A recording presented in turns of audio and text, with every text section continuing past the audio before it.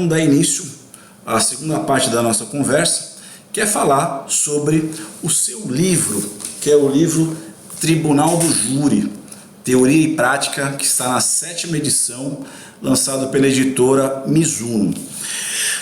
Dr. Valfredo, qual que foi a inspiração para fazer uma obra de fôlego desse tamanho, explorando praticamente, esgotando praticamente todas as questões envolvendo o Tribunal do Júri, que agora já está na 7ª edição pela editora J. Mizuno, aproveitando também para falar aqui também do Prática Processual Penal. E eu tenho já aqui maravilhoso livro do professor Henrique, prático, objetivo, direto ao assunto, essencial para os profissionais. Muito obrigado. Realmente ele foi um livro mais simples, mais objetivo na questão da prática, e é uma grande felicidade, né, que os nossos livros tenham sido lançados pela editora Mizuno praticamente ali ao mesmo tempo, né, na mesma época, que teve a possibilidade novamente de nos aproximar. Quem não sabe, Dr. Valfredo foi promotor do júri aqui na comarca de Praia Grande durante alguns anos, e lá eu pude observar a sua atuação, pude fazer amizade com ele e a partir daquilo ali aprender muito e desenvolver também a minha atuação no Tribunal do Júri. Então isso foi muito importante. E os livros eles acabaram nos reaproximando de forma bastante salutar e possibilitando inclusive essa conversa para que os nossos amigos possam depois desfrutar. Mas o que te inspirou a fazer uma obra tão completa, tão longa, falando sobre tudo no Tribunal do Júri? É uma referência. Existem julgados não só do STF, do STJ, mas praticamente todos os tribunais do Brasil fazendo referência ao seu livro. Da onde saiu a inspiração, primeiramente, para fazer essa obra? Henrique, nasceu da prática, e o primeiro lançamento do meu primeiro livro de júri em 2006, na OAB de Santos, você estava lá presente, foi o primeiro livro que eu lancei sobre o júri. Eu já era promotor numa comarca do litoral paulista, Praia Grande, já há muitos anos. Trabalhei naquela comarca durante 10 anos no júri e já tinha alguma experiência. Já tinha lido muitos livros, toda a literatura especializada a respeito do Tribunal do Júri, e estava tentando viver na prática aquilo que eu aprendi com um grande filósofo alemão, Kant, que ele aconselhava: seja ousado, pense por si próprio, saia da menoridade mental. Então eu tinha a minha experiência, eu tinha lido boa parte da literatura e eu tentava verificar aquilo que a vida havia me ensinado, o que eu estava lendo nos livros da vida, com os conceitos jurídicos abstratos, em pergaminhos de livros, e comparava a realidade escrita, impressa, petrificada e até tumulizada de certos artigos doutrinários com a realidade do meu dia a dia no júri. E via contradições, e via coisas que não faziam sentido. Eu queria extravasar, eu queria... Quando você escreve, e você como escritor já sabe disso, não existe melhor maneira de se pensar a respeito de um tema do que colocar no papel aquela sua ideia. Nesse solilóquio íntimo, nesse diálogo íntimo, se aprofunda cada vez mais o pensamento. Então, pensa-se melhor quando se escreve e, sobretudo, quando você escreve e faz impresso no papel aquela sua ideia, é uma maneira de você se comunicar com milhares de pessoas no Brasil inteiro. E é a maneira que, como dizia Roberto Lira, mesmo depois de morto, continuar ensinando através dos livros. E eu queria passar aquela minha experiência, aquele meu conhecimento e, sobretudo, que é o que motiva tudo, aquela minha paixão pelo júri, em algum impresso que pudesse ter ampla difusão. Mas o importante que o pano de fundo desse livro, você acompanhou os primórdios da primeira edição dele, quando a legislação do júri era outra, inclusive em 2006, era a vinculação da experiência com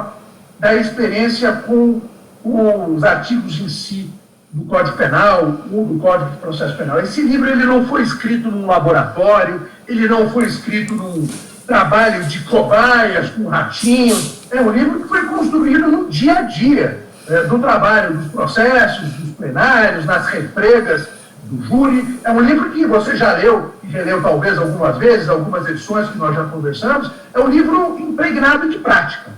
E é uma coisa importante também aos colegas advogados que estão nos assistindo aqui, que esse não é um livro escrito por um promotor para promotor. Ele é um livro que tem todas as posições, inclusive muitas das posições que não agradam institucionalmente ao Ministério Público, mas são posições jurídicas que eu entendo como sendo as melhores e que são lá lavradas de maneira imparcial. E as posições que eu concordo ou não, eu sempre digo quais eu concordo, quais eu não concordo, mas exponho todas as posições possíveis. E não necessariamente tendo a preocupação, aliás, é uma preocupação que eu não tenho, é de agradar necessariamente aos colegas.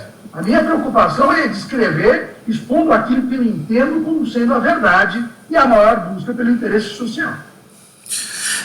E até falando especificamente sobre isso, vamos falar agora sobre o livro especificamente, já está aberto aqui, ó. Vocês podem ver, tem umas partes já marcadas, tem umas partes já que estão grifadas. Falar um pouco justamente sobre essa questão, que é a questão prática. Então, eu quando me tornei professor universitário, eu tinha essa ideia. Eu sempre trazia a parte teórica, apresentava a doutrina, apresentava alguns precedentes jurisprudenciais e depois eu dizia, olha, na prática acontece isso. Porque muitas vezes o que nós temos na própria lei é defasado. Às vezes o Código de Processo Penal tem dispositivos realmente que são... eles confrontam com o texto da Constituição, até por uma questão... A Constituição é de 88, Código de Processo Penal da década de 40. Então realmente tem algumas questões ali que não batem. Então isso você tem que fazer uma interpretação para harmonizar esses dispositivos. Então muitas vezes os estudantes, os alunos, até os operadores do direito, eles têm a dificuldade em fazer essa harmonização e têm a dificuldade de fazer essa interpretação. Nossa, o Código de Processo Penal diz isso, a Constituição diz aquilo, o que eu aplico? Então o seu livro, ele realmente é diferenciado nesse aspecto. Não é apenas a sua opinião sobre um determinado dispositivo legal, mas também como aquilo de fato funciona na prática. A partir dessa premissa, eu verifico o seguinte, na parte que você trata da impronúncia, e provavelmente eu acho que é o único autor que traz essa tese, todos falam, olha, a impronúncia é isso, isso e isso, ponto final, acabou. E você explica que a impronúncia ela pode ser algo muito mais importante, muito mais benéfico para se atingir a justiça. Então eu gostaria que você falasse um pouco sobre isso.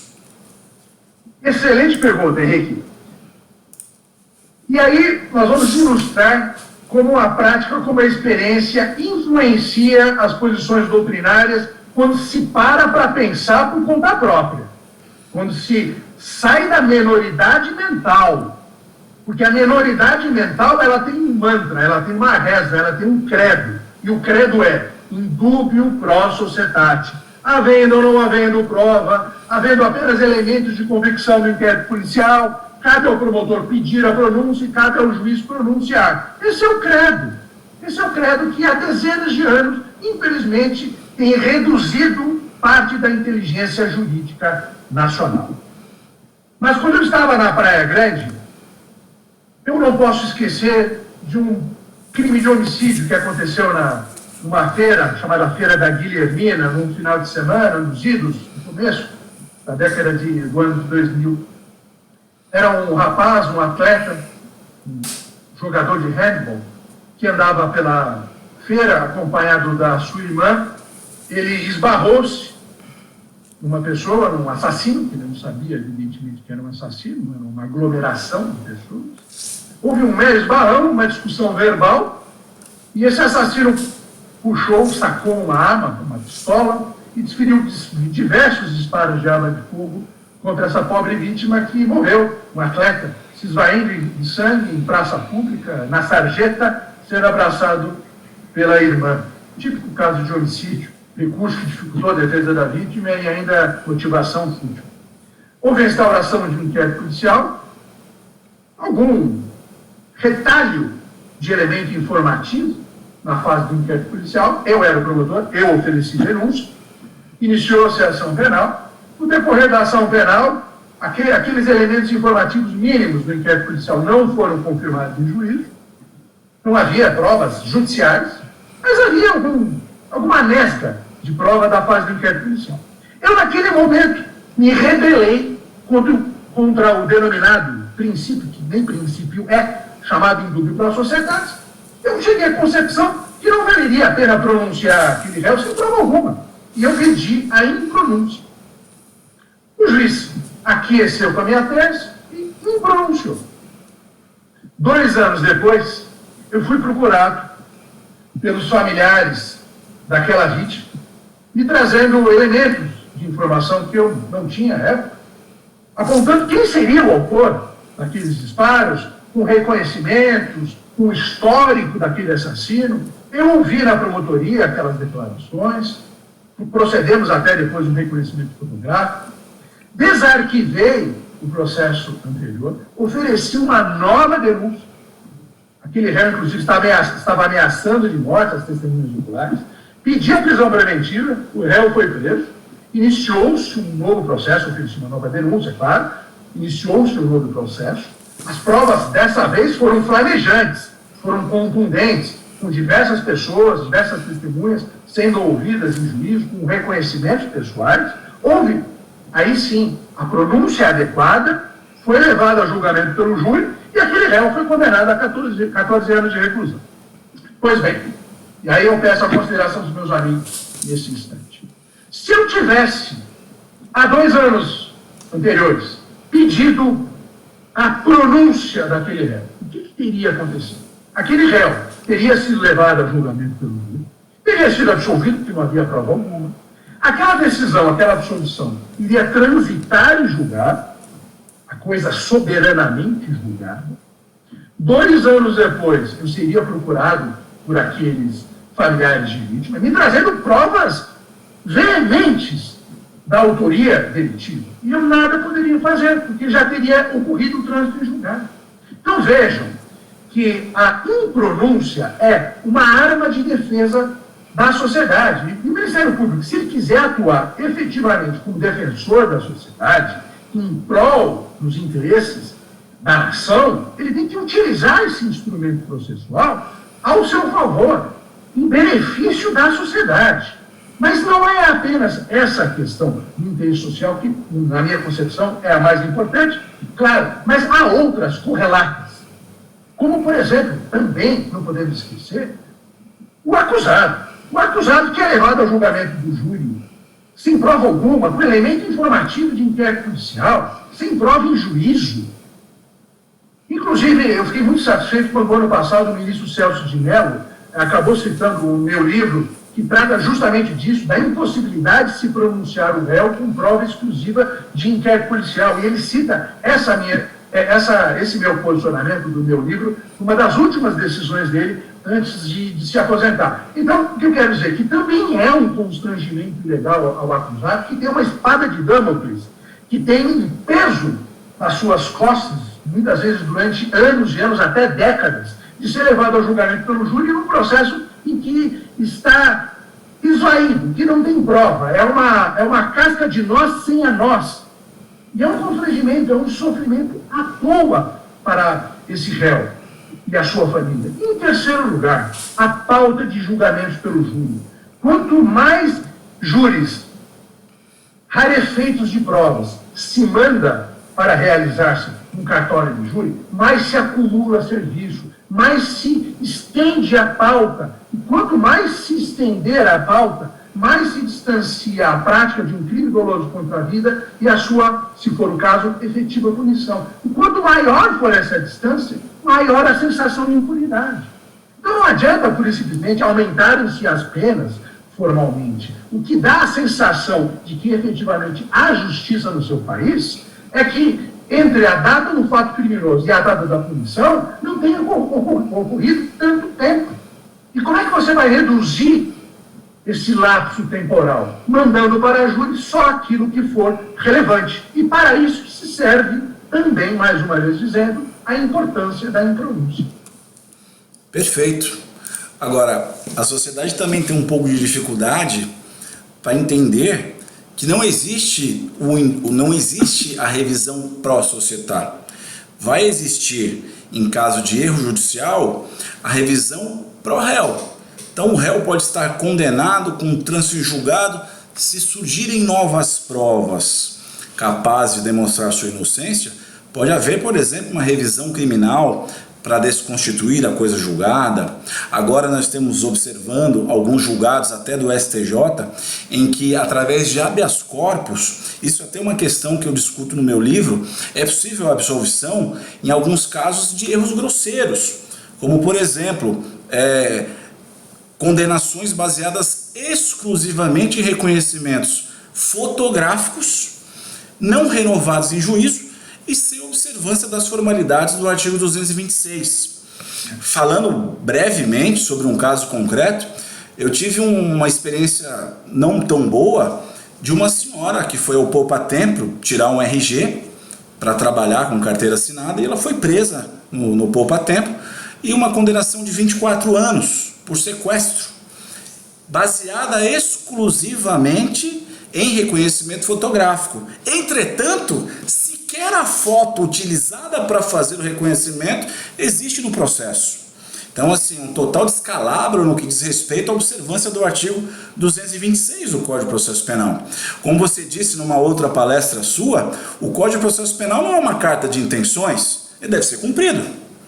Então, nós vemos que realmente é muito importante. Mas a sociedade tem bastante dificuldade em entender essa questão de que não há a revisão pró-societar. E nesse aspecto, fazer esse trabalho, fazer esse exercício mental, nadar contra a corrente, de postular uma impronúncia para aguardar no momento futuro o surgimento de uma nova prova, e aí sim conseguir processar o réu, levar a julgamento com firmeza para se conseguir a justiça, do que simplesmente valer-se do indúbio pró-societar e ver aí se perenizar a injustiça. Então isso é fantástico e a gente não vê isso em qualquer livro. Então o estudante de direito, ele vai ler um livro mais padronizado, um livro que não se aprofunda tanto, e ele não vai ter essa percepção da realidade. Então o seu livro realmente ele é diferenciado nesse aspecto da união entre a teoria, a doutrina e especificamente a prática, principalmente a prática. Inclusive, você traz aqui a questão da pronúncia e dos estándares probatórios. Eu achei muito interessante essa analogia que você fez sobre a questão dos degraus, da escada. Porque se você puder, explica um pouco para nós essa questão da pronúncia e esses estándares probatórios. Eu achei que essa analogia que você trouxe foi fantástica. Essa é uma novidade da 7ª edição, e ela surgiu também da experiência.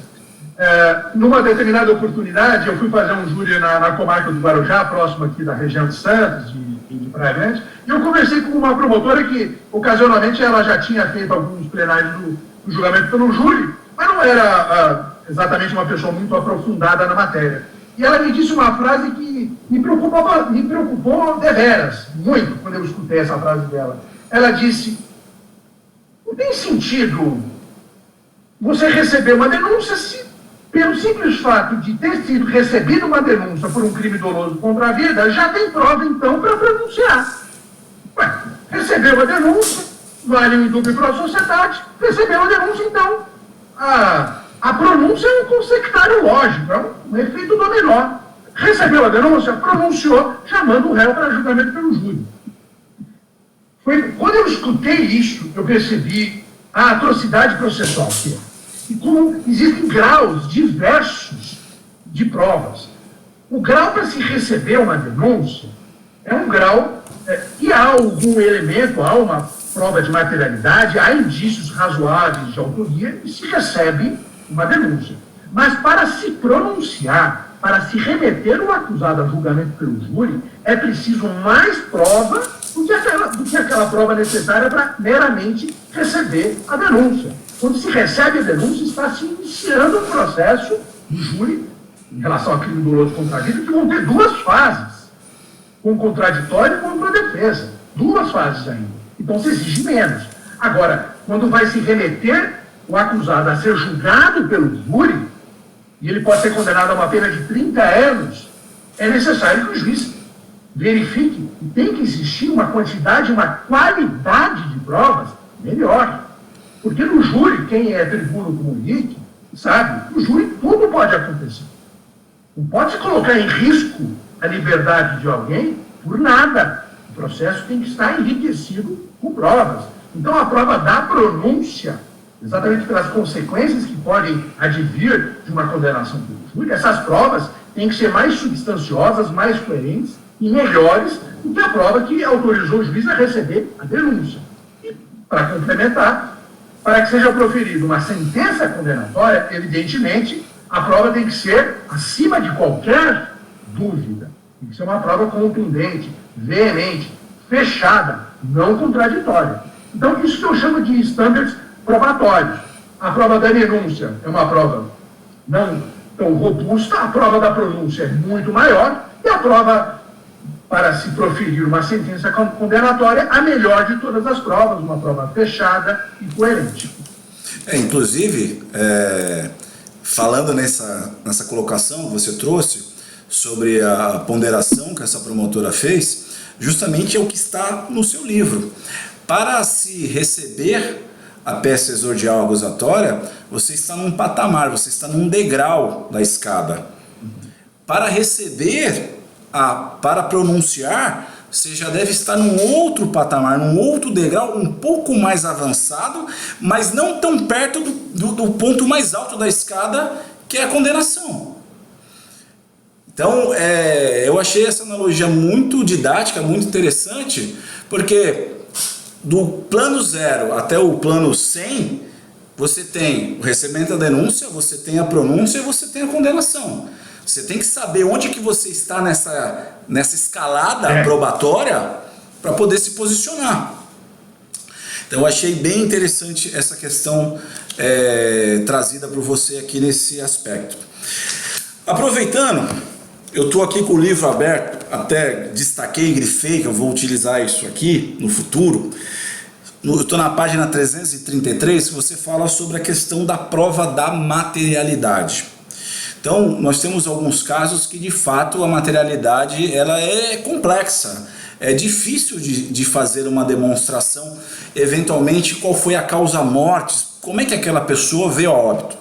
Então, tem um caso especificamente que eu atuei, que a vítima dizia que fora alvejada com disparo de arma de fogo, as testemunhas também diziam, mas depois, em juízo, verificou-se que nenhuma das testemunhas viu o réu armado, nenhuma das testemunhas ouviu o disparo de arma de fogo, nenhuma das testemunhas sentiu o cheiro de pólvora, ninguém viu o disparo, apesar de serem todas elas testemunhas presenciais. A perícia constatou um orifício de entrada no corpo da vítima, não constatou o orifício de saída, e o projétil jamais foi localizado no corpo da vítima, mesmo depois de ser feita uma exumação. E o réu dizia, eu não atirei, eu não tinha arma, eu exerci minha defesa, na tese dele dizia que era legítima defesa, com a chave de fenda.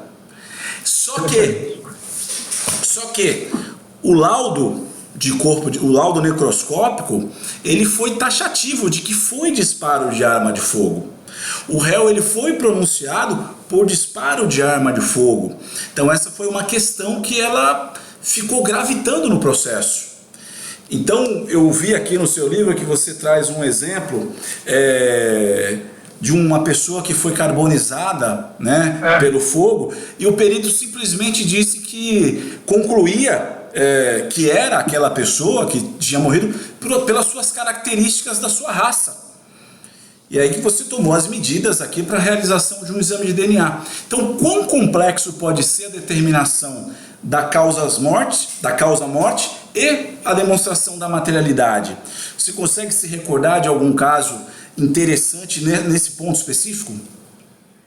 Tem um caso interessante de um plenário que eu realizei aqui em São Paulo, em que, de fato, muito semelhante ao seu caso, havia um orifício de entrada, se dizia que era disparo de arma de fogo, o ferimento foi descrito como pérfuro contuso, só que há ferimentos pérfuro contusos ocasionados não necessariamente por um disparo de arma de fogo, pode ser, inclusive, como você disse, uma chave de fenda, nada impede, porque ela vai perfurar e, ao mesmo tempo, a chave de fenda, ela vai contundir. E se for o caso de se pegar um médico legista menos talhado, com menos experiência, ele pode descrever como sendo, que é o comum, como sendo aquilo um disparo de arma de fogo, mas foi ocasionado por outro instrumento, por outro objeto que produziu um ferimento semelhante, mas não é o mesmo.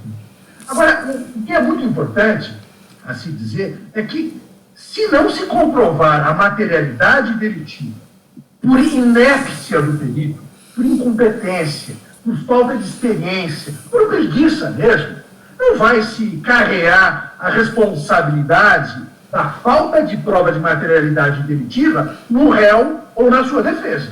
É obrigação do perito, quando há vestígios materiais, diz o artigo 158 do Código de Processo Penal, providenciar para que esses vestígios sejam recolhidos e periciados. E se não forem, o Estado não cumpriu a sua obrigação. E se o Estado não cumpriu a sua obrigação, não está provada a materialidade delitiva. E se não está provada a materialidade delitiva, aquele réu não pode ser pronunciado, não pode ser levado a julgamento pelo júri, por inépcia do Estado. Essa é uma situação que é única e simplesmente um critério de justiça. Outra situação, se pela própria maneira pela qual o crime foi cometido, por exemplo, a incineração de um corpo, ou a jogada da vítima ao mar e o cadáver jamais é recolhido, nessas hipóteses, pela própria execução do crime de homicídio, não vai se conseguir comprovar a materialidade delitiva através de um exame pericial. Nesse caso, aí sim, está autorizada a aplicação do artigo 167 do Código de Processo Penal, que permite uma prova indireta, inclusive por testemunhas, daquela materialidade delitiva. Por quê? Porque, nesse caso, não houve uma inépcia por parte do Estado.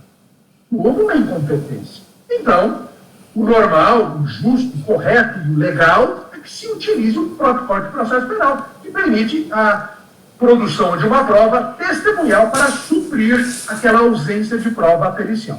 Agora, repetindo, e para encerrar essa parte, se o Estado deixar de cumprir a sua obrigação e não comprovar a materialidade delitiva, não pode ser prejudicado pela inépcia do Estado o acusado e seu defensor.